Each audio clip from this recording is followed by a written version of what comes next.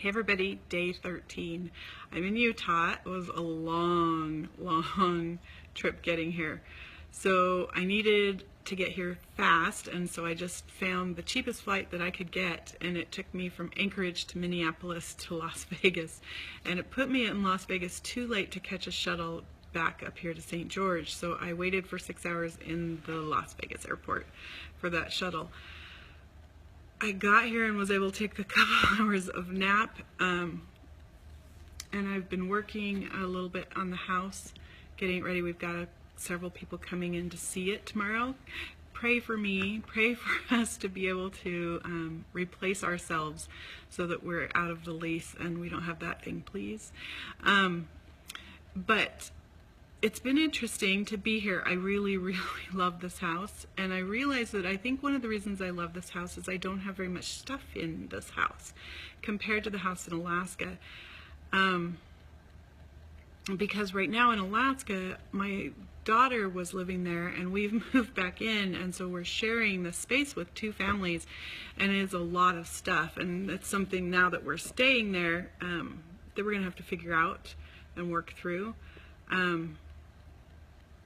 But yeah, so it's nice to be here and not have a lot of stuff.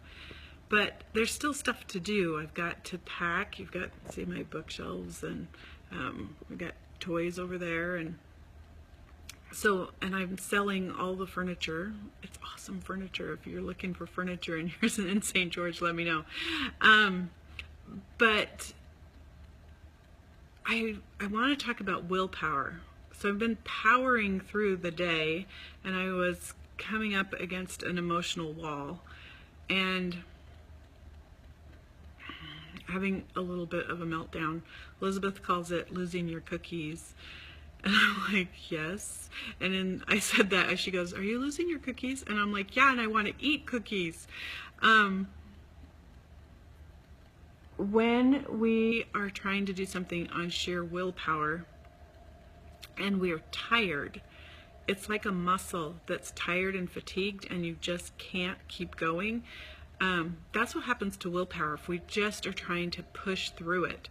So some of you have talked about having trouble at the end of the day with eating, that's when you just can't control things.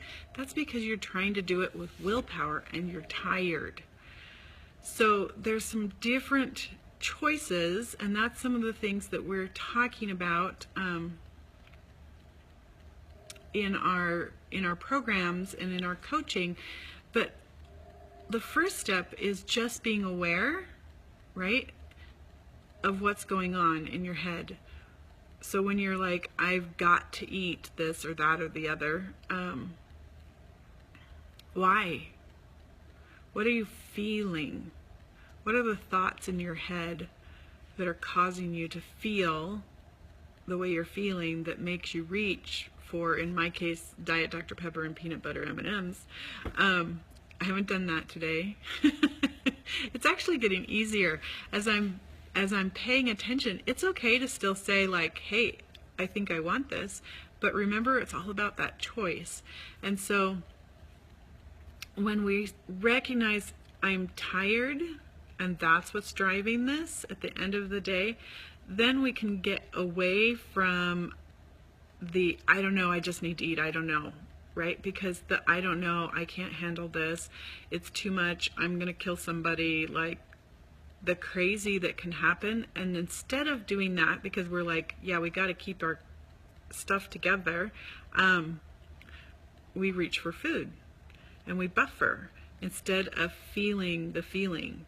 So one of the things that I've learned over the last few years, because I used to be a crazy screamer, and so when I would get like that, my head would spin around and my kids would be like, blah, and run to the far corners because mom's head's coming off, because I was tired, is I realized that I needed to be put in a timeout. I needed to take a nap. I needed to go in the bedroom or the bathroom and close the door and like ignore the world for a few minutes. And do some deep breathing and just rest and recognize that the emotions and the thoughts and the stuff that's going on, I'm not going to die. I'm not actually even going to kill somebody. I just need to feel them.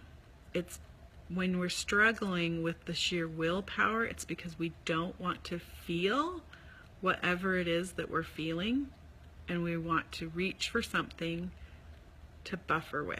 Reach for something to eat, reach for binge watching Netflix, binging on social media. All of those things keep us from feeling what's actually happening.